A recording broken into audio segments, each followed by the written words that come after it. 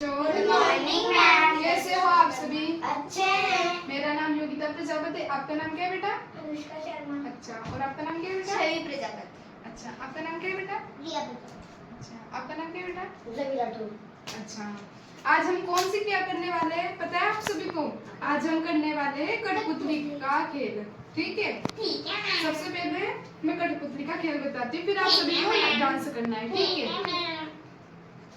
Tape में गाना चालू कर देते पहले।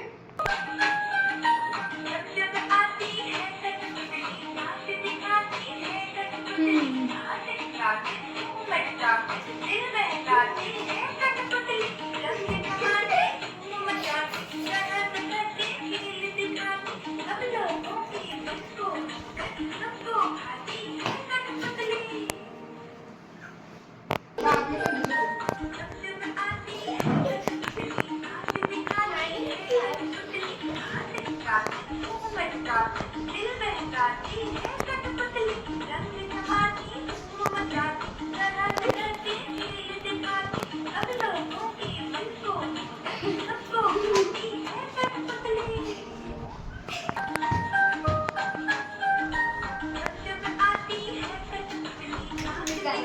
हेलो।